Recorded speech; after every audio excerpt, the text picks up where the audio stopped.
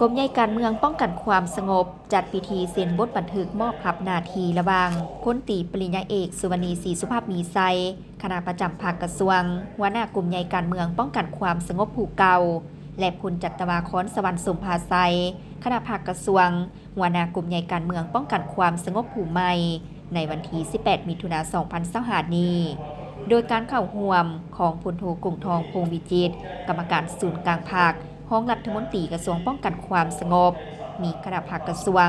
พนักงานนักแรงคันนำพาบรรษากลุ่มกองที่ขึ้นกับกรมใหญ่การเมืองป้องกันความสงบเข้าร่วมพลตรีปริญญาเอกสุวรรณีศรีสุภาพมีไซได้รายงานสรุปตีราคา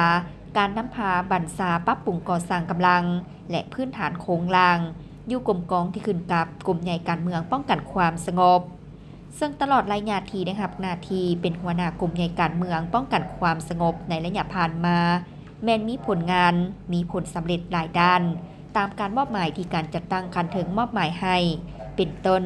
เอาใจใส่นำพาซี่นำเรียกงานศึกษาอบรมการเมืองแนวคิดให้นายและพ้นตำรวจอย่างตั้งหน้าและต่อเนื่องในนี้ได้ปรับปรุงทางด้านเนื้อในรูปการและวิธีการที่เหมาะสมกับสภาพในแต่ละระยะเอาใจใส่ปรับปรุงก่อสร้างภาคตามหลักการ3ทิศนำของภาคสุมใส่ปรับปรุงก่อสร้างภาคทั้ง4ด้านไปพร้อมกันและเวียกงานสำคัญอื่นๆพร้อมทางมอบหน้าที่เวียกงานอันมีเกียรตินี้ให้หัวหน้ากรมใหญ่การเมืองป้องกันความสงบผู้ใหม่สืบต่อจัดตั้งปฏิบัติให้ดีขึ้นกว่าเก่า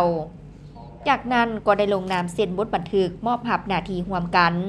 โดยเป็นสักขีพยานของพลโทกงทองพงษ์วิจิตรกรรมการศูนย์กลางภาคห้องรัฐมนตรีกระทรวงป้องกันความสงบในโอกาสที่มีความหมายความสำคัญนี้พลโทกงทองพงษ์วิจิตรยังได้ย่องยอสมเสยหัวหน้ากลุ่มใหญ่การเมืองป้องกันความสงบผู้เก่าที่เหตุสำเร็จหน้าที่การเมืองของตนพร้อมทางเน้นหนักให้หัวหน้ากลุ่มใหญ่การเมืองป้องกันความสงบผู้ใหม่จงสืบต่อยกสูงความรับผิดชอบต่อหน้าที่ที่ได้รับมอบหมาย